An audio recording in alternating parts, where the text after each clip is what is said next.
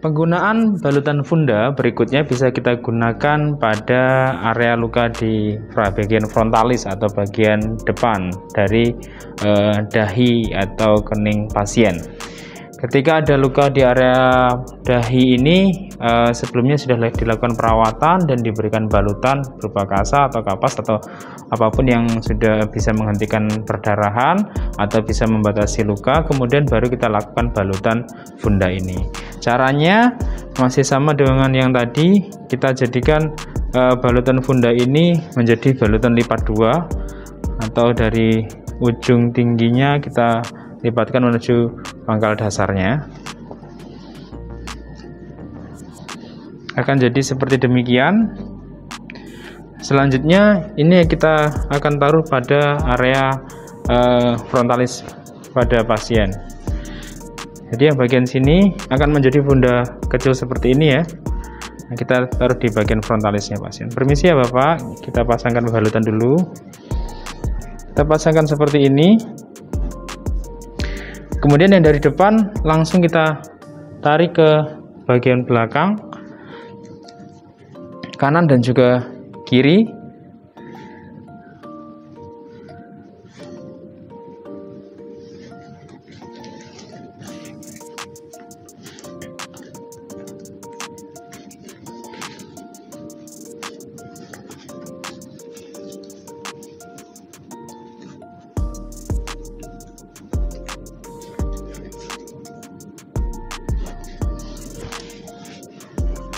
Kemudian yang di bagian samping sisanya tadi kita tarik ke bawah untuk kita talikan di area dagu pasien.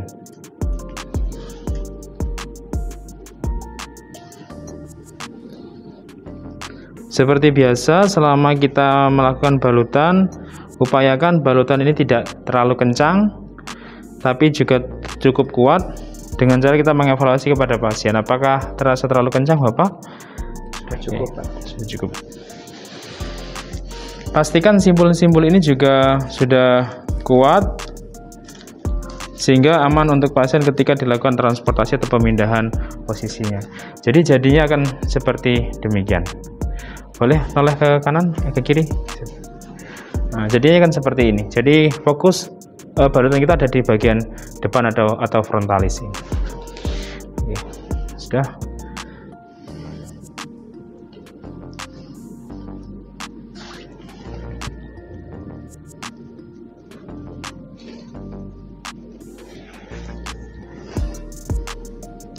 Selanjutnya, balutan funda ini masih bisa juga kita gunakan untuk melakukan balutan pada area kepala bagian tengah atau parietal, sehingga dari posisi frontal tadi kita tinggal memundurkan sebenarnya posisi cara melakukan balutannya. Caranya seperti ini, sama dengan yang tadi, masih menggunakan mitela lipat 2 pada mitela funda ini, kemudian kita pasangkan di kepala pasien. Permisi ya Bapak. Bedanya hanya di area, kalau yang tadi di area frontal, tapi untuk yang ini di area parietal atau area kepala bagian atas belakang.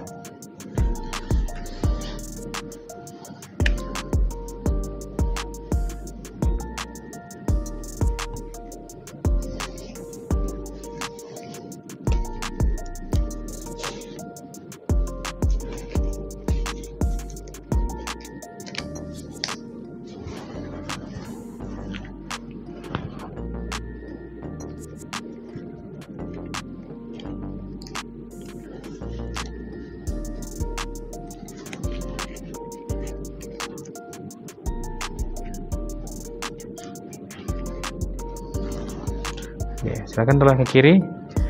Jadi posisi luka ada di area parietal sini. Jadi ini sudah ada balutan atau sudah ada kasa yang menutupi luka, sehingga tinggal kita melakukan balutan pada area sini. Oke, ini untuk funda pada area parietalis.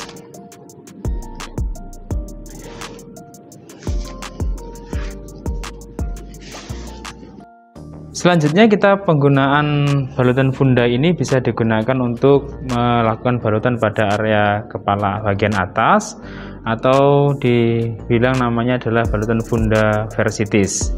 Caranya adalah dengan cara kita melakukan lipatan 2 pada balutan funda ini, kemudian kita taruh di atas area kepala pasien. Permisi ya Bapak.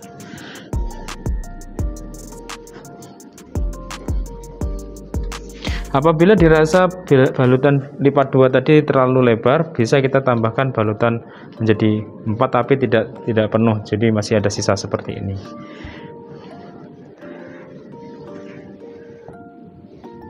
Pasangkan demikian, jadi tepat di atas kepala dari pasien, kemudian di bagian samping ini kita silangkan posisinya, sehingga yang belakang kita talikan ke depan ke dagu.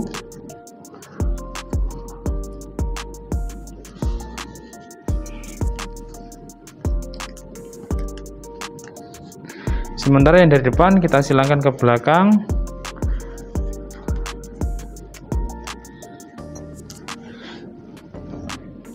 Upayakan telinga pasien bisa terlihat.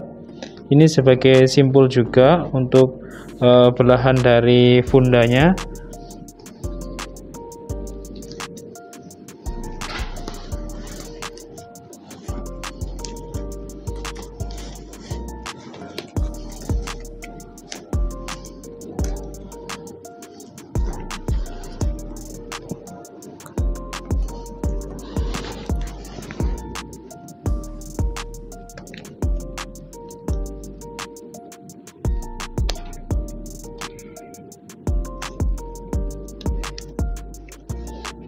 Oke.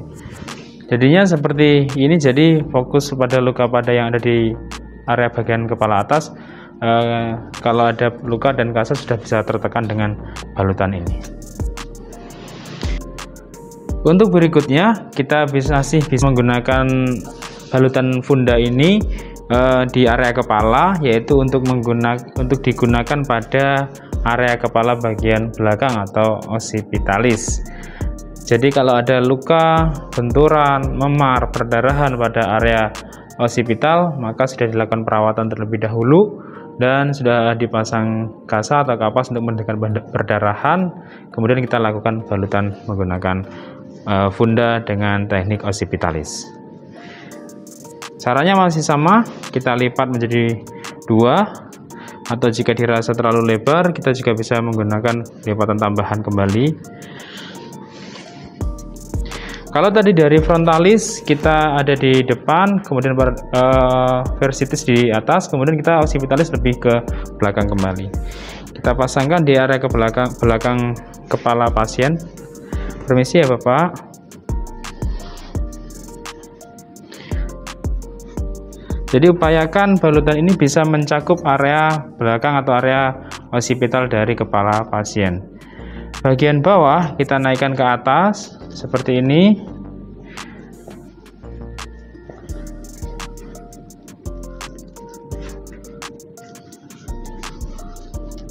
Kemudian kita talikan di depan di area frontalis.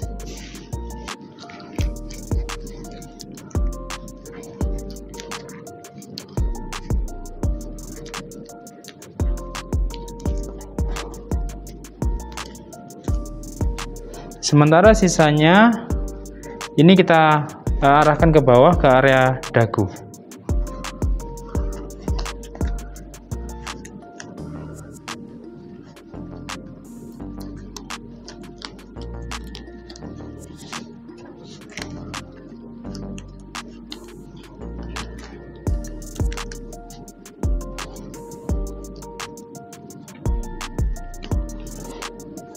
Baik, sudah selesai. Jadi hasilnya seperti ini. Kita tanyakan kembali kepada pasien apakah balutannya dirasa terlalu kencang, Bapak? Sudah Cukup ya. Oke, ada yang mengganggu, kurang nyaman, bisa disampaikan ya Bapak. Jadi kita fokus yang dibalut adalah area bagian belakang dari kepala pasien. Oke, ini adalah penggunaan balutan funda. Selanjutnya kita akan mempraktekkan penggunaan balutan plat tengah. Balutan plat tengah seperti sudah kita jelaskan bahwa plat tengahnya sebenarnya adalah mitela juga dengan bentuk segitiga, namun pada sisi atas dari segitiga ini dibelah menjadi dua pada 2/3 bagian dari tingginya segitiga sama kaki ini. Akhirnya terus jadinya seperti ini. Ini digunakan untuk membalut pada area dada dan juga bisa juga digunakan di area abdomen. Umumnya ini digunakan bagi pasien atau korban dengan jenis kelamin perempuan, terutama pada area dada atau mama yang mengalami cedera atau ada perlukaan atau ada perdarahan darurat. Caranya seperti ini. Jadi ini kita taruh di bagian atas atau di bagian leher. Permisi ya Bapak, contohnya seperti ini. Kita taruh bagian atasnya seperti ini di belakang, seperti celemek makan. Mohon maaf. Caranya seperti ini. Kita tempatkan di dada pasien, kemudian kita silangkan. Jadi yang kanan dengan yang kiri seperti ini, kita simpulkan terlebih dahulu agar mudah diatur.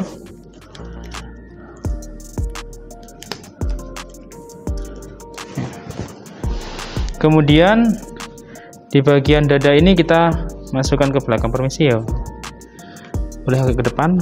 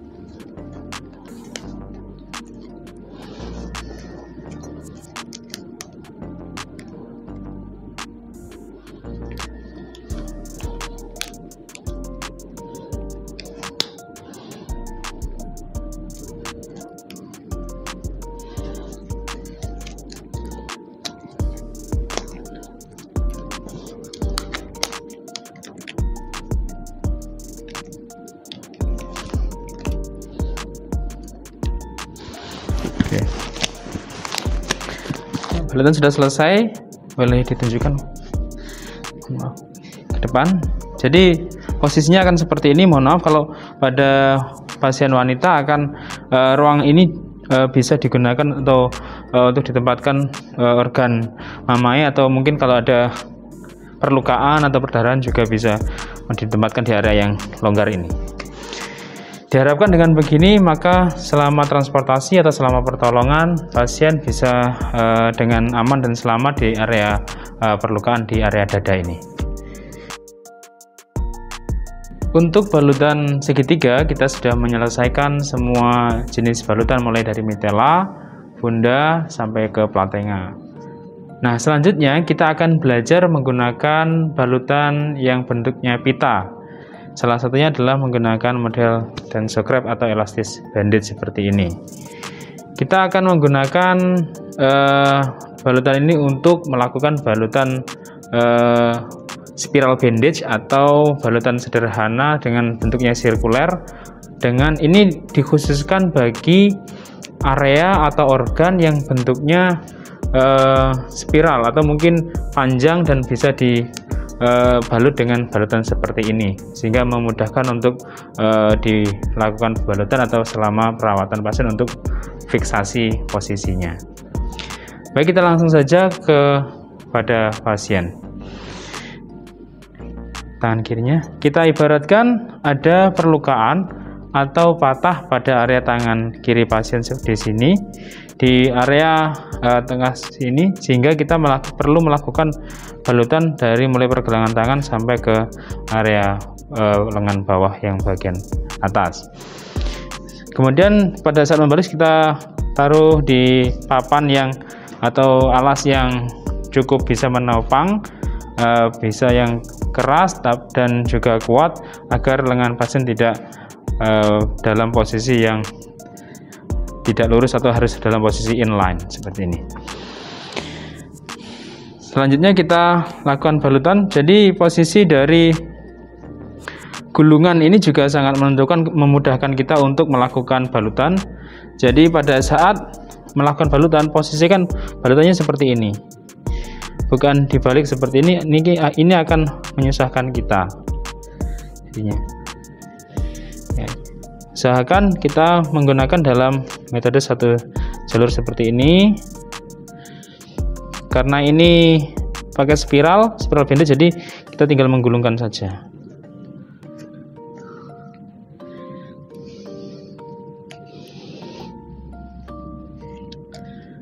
Seperti yang kita sampaikan di awal, bahwa setiap prinsip dari balutan ini tidak boleh terlalu rapat atau tidak boleh terlalu kencang, dan harus memperhatikan sisi vaskularisasi dari pasien, terutama pada area distal dari pemasangan setiap balutan.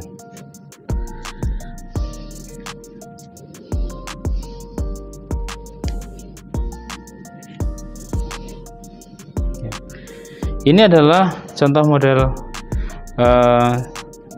spiral, jadi tinggal hanya digulungkan saja tanpa ada motif tertentu. Jadi tinggal digulungkan dan kita atur jarak antara masing-masing balutan. Ini juga akan menentukan, karena panjang atau pendeknya organ harus kita pertimbangkan untuk menilai kecukupan dari panjangnya balutan juga ini. Berikutnya, setelah seperti ini terpasang, kita lakukan pemasangan fiksasi. Bisa menggunakan plester atau menggunakan fiksasi untuk elastis bandage sendiri. Akan terlihat seperti ini. Kemudian setelah kita melakukan pemasangan, jangan lupa dilakukan evaluasi pada area distal dari pemasangan balutan ini. Apakah terlihat pucat, atau mungkin ada parestesis, atau adanya kelumpuhan dan lain sebagainya. Dan jangan lupa ditanyakan kepada pasien. Jenis balutan berikutnya yang menggunakan balutan pita seperti ini adalah spiral bandage yang ascendant atau descendant. Ascendant artinya dari atas ke bawah, atau descendant dari bawah ke atas. Jadi kita tinggal nanti ada motifnya untuk untuk spiral bandage yang spiral reserve ini. Untuk balutan berikutnya yang menggunakan balutan jenis elastis bandage ini adalah spiral reserve bandage.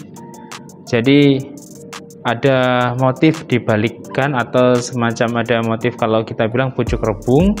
Jadi ini nanti ada motif yang terbentuk dari dari balutan ini. Jadi ini namanya adalah spiral reserve bandage yang ascendant. Kita langsung saja seperti tadi, seperti sebelumnya juga kita kalau seumpama ada perlukaan di area lengan panjang lengan bawah ini, maka kita lakukan pembalutan juga seperti ini. Pertama, kita gunakan dasar spiral terlebih dahulu untuk balutan ini. Satu kali.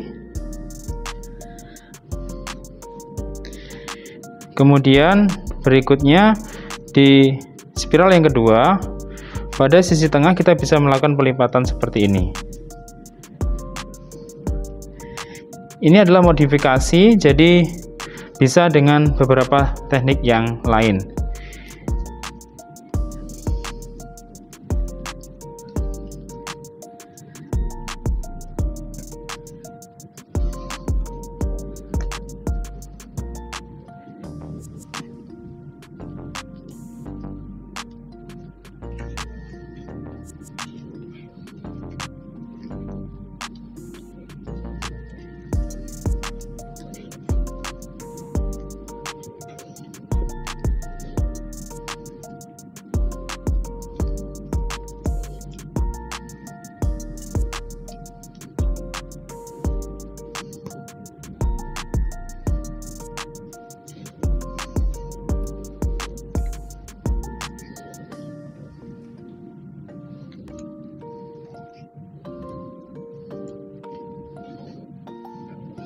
Mungkin metode ini agak sedikit lama dibandingkan dengan spiral yang biasa karena memang harus ada motif yang dihasilkan.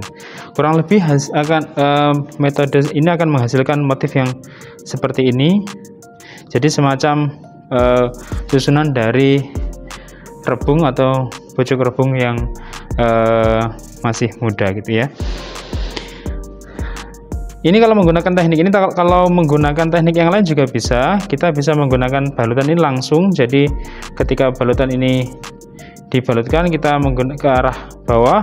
Kemudian nanti kita bisa gunakan teknik lain ke sini, dinaikkan ke arah atas. Sehingga ini menggunakan pola angka 8. Seperti ini. Jadi hasilnya kurang lebih juga sama-sama ada pola pucuk rebungnya. Oke, setelah selesai kita tutup di bagian akhir dari pucuk rebung ini dengan 1 kali spiral. Kemudian untuk fiksasi upayakan bagian yang tidak rata ini kita lipat, kemudian kita lakukan fiksasi dengan menggunakan plaster atau pengunci untuk elastis bandage ini, seperti ini.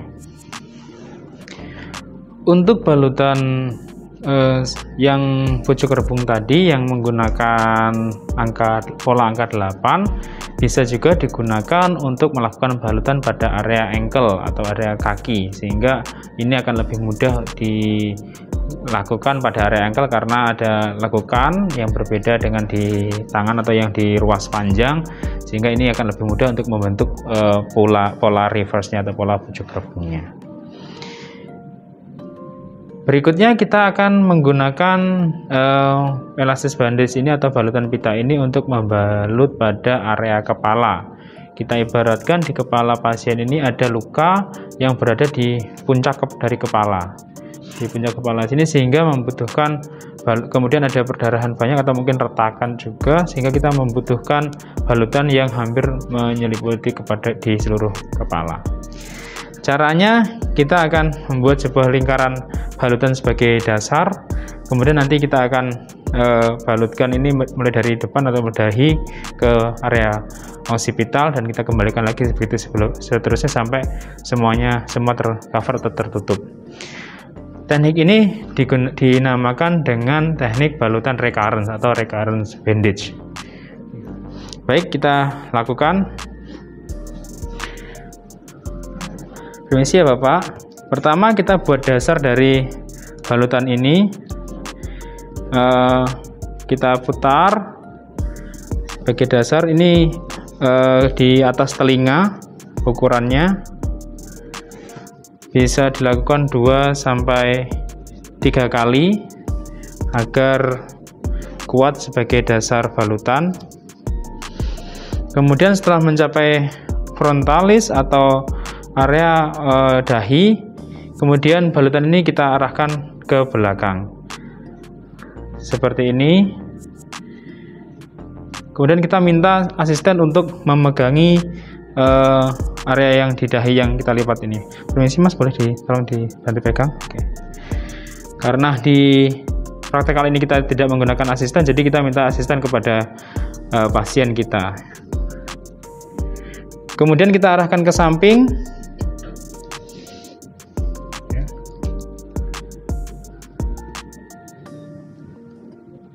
Dan pastikan bisa tertutup semua area kepala atau area rambut yang di atas ini.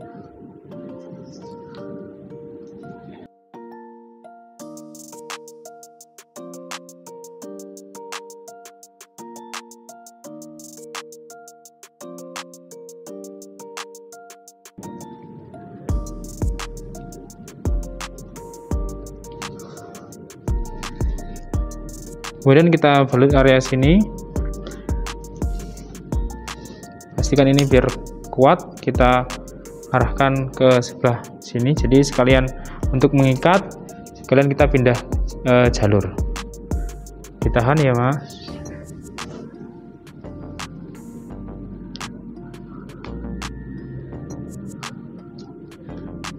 Ini jari kelingkingnya boleh diangkat sedikit. Oke.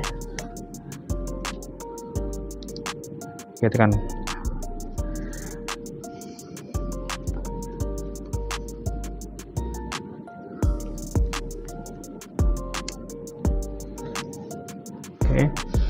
Kita lihat terlebih dahulu apabila sudah tercover semua atau sudah tertutup semua, maka kita lakukan 1 kali putaran untuk mengikat atau boleh dilepaskan untuk mengikat yang tadi ada simpulan-simpulan balutan ini di depan atau di belakang bagian kepala. Oke, pastikan sudah tertutup semua. Ya, setelah itu kita lakukan fiksasi dengan menggunakan plester atau menggunakan pengunci dari resist bandage ini. Oke, kurang lebih jadinya akan seperti ini. Kita lanjutkan untuk pemasangan pembidaian. Jadi setelah beberapa tahap atau beberapa jenis balutan kita sudah menyelesaikan, saat ini kita pada fase yang berikutnya, yaitu penggunaan bidai pada pasien atau untuk menolong pasien yang mengalami fraktur, dislokasi, atau yang sejenisnya.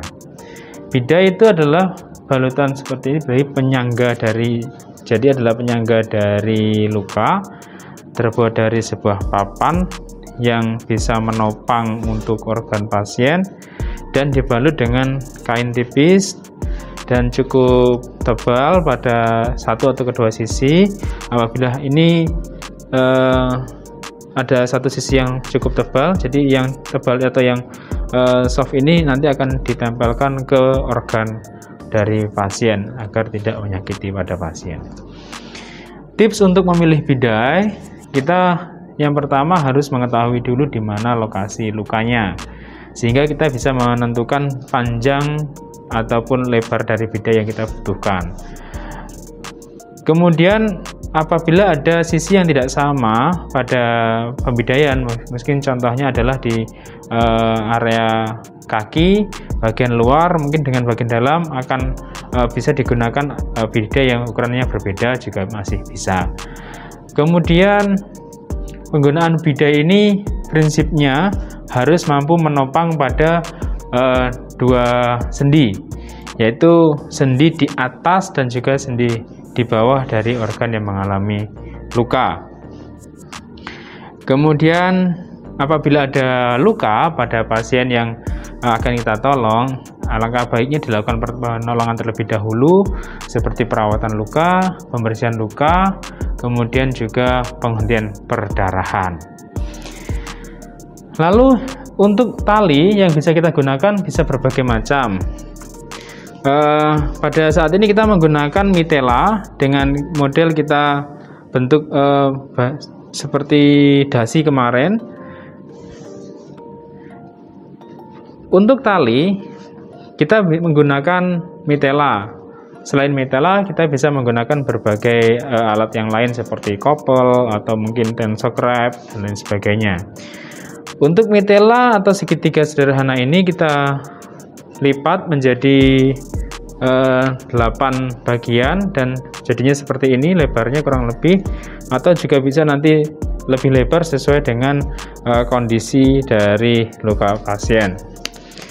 Kita menyediakan beberapa mitela, tapi kita upayakan agar mitela ini bisa cukup untuk digunakan di seluruh area yang dipasang dari bidai, agar ketika pasien dilakukan mobilisasi, posisi pasien atau area organ yang dibidai tidak melakukan atau tidak bergerak secara involuntir.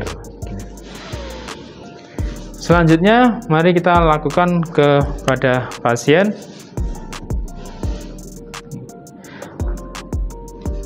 Pertama kita akan melakukan pemasangan di area kaki, sehingga kita menggunakan atau memilih bidai yang ukurannya cukup panjang dan kita ukur terlebih dahulu kepada organ pasien. Permisi ya Bapak, kita mau melakukan pemasangan bidai ini untuk menopang agar kakinya Bapak nanti tidak bergerak involuntir atau tidak bergerak bebas sehingga bisa dilakukan pertolongan, Pak. Permisi ya, Pak. Oke, kita perkirakan panjang dari bidai ini sesuai dengan area yang akan kita tolong. Kita ibaratkan ada perlukaan di area tungkai bawah atau fraktur ruris. Jadi di area luka ini nanti kita harus perhatikan apakah ada perdarahan atau ada luka terbuka atau bahkan fraktur yang terbuka dengan tulang yang keluar. Ketika ada luka, fraktur atau tulang yang keluar, maka area ini tidak boleh ditutupi dengan tali atau dengan balutan apapun sebagai upaya untuk melakukan kontrol terhadap perkembangan atau keterburukan atau perbaikan dari lukanya sendiri. Oke, setelah kita ukur demikian, kita pastikan kemudian kita ambil mitelanya sebagai tali, kita masukkan mulai dari tengah, kita masukkan ke bagian atas dan dari bawahnya luka terlebih dahulu.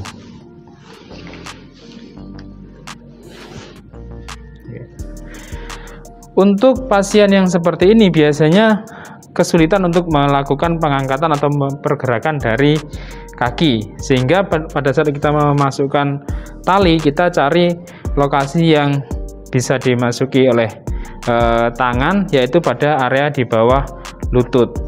Jadi dengan begini kita bisa masukkan untuk meminimalisir pergerakan pada pasien.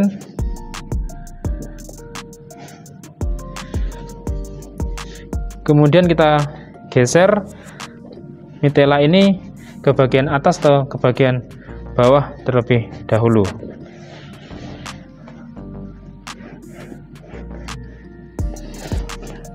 Apabila memungkinkan, ini mungkin bisa kita lepas terlebih dahulu, jadi kita menempatkan tali terlebih dahulu selama ini aman digunakan bagi pasien atau frakturnya masih bisa ditahan dengan tangan atau dengan benda lain.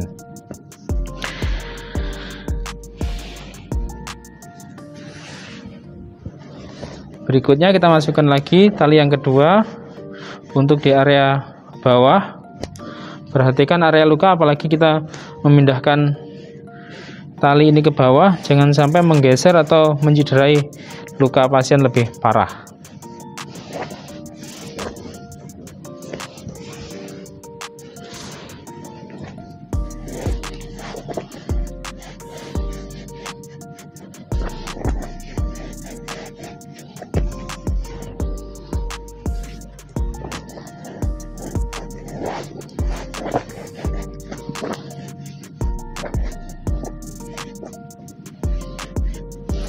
Kita coba siapkan kurang lebih 4 balutan untuk menyimpulkan atau untuk memfiksasi dari bidai ini.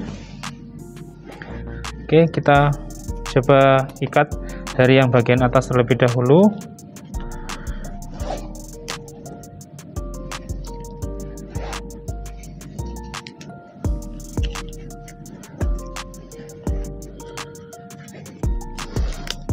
Untuk melakukan penyimpulan ini harus dilakukan di atas papan, tidak boleh di atas organ. Apalagi kalau ada organ yang mengalami perlukaan, maka harus dihindari. Setelah bagian atas, kita fiksasi bagian bawah terlebih dahulu untuk mempertahankan posisi dari bidai ini sendiri. Apabila memungkinkan, kita bisa meminta bantuan pada asisten.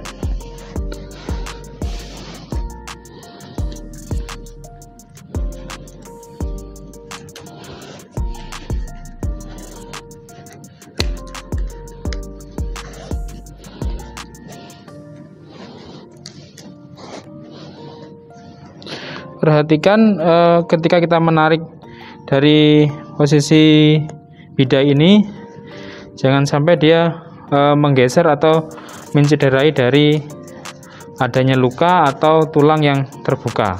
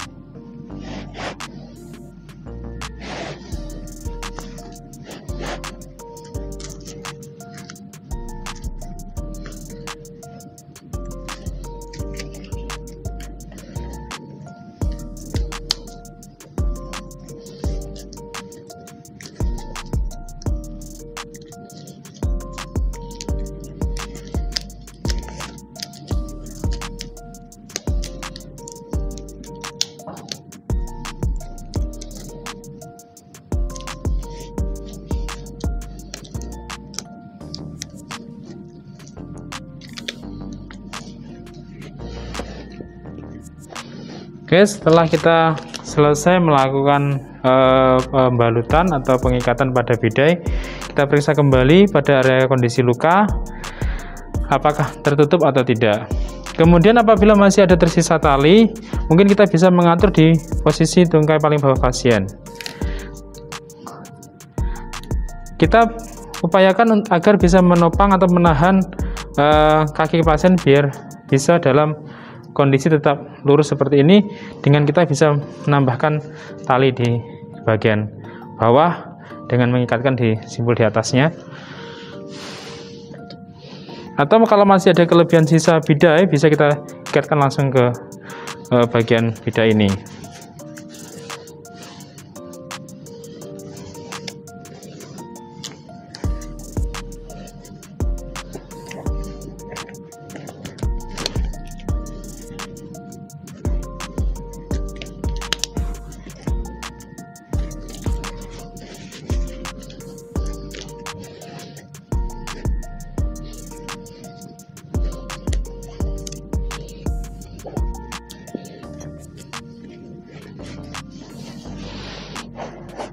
Ini kita ikat hanya untuk mempertahankan agar posisi kaki pasien tetap berada pada posisi yang 90 derajat. Dengan begini akan membantu pasien dan juga luka yang ada di sini tidak bergerak bebas. Pada kondisi sebenarnya ketika melakukan pemasangan bidai seperti ini, kita mewajibkan untuk beberapa hal seperti contohnya kaos kaki, jam tangan atau gelang atau perhiasan yang ada di sekitaran kaki ini untuk dilepas terlebih dahulu agar tidak mengganggu, dan terutama di area ujung kaki ini agar memudahkan untuk pemantauan dari sirkulasi pasien. Kemudian apabila memungkinkan, setelah dilakukan pemasangan pembidaian ini, posisi kaki pasien ditinggikan apabila tidak ada patah, atau bisa menggunakan posisi kepala lebih tinggi daripada kaki ketika ada perdarahan di area luka atau di area yang dibidai. Demikian laboratorium pembalutan dan pembidaian yang sudah kita lakukan mulai dari awal sampai akhir.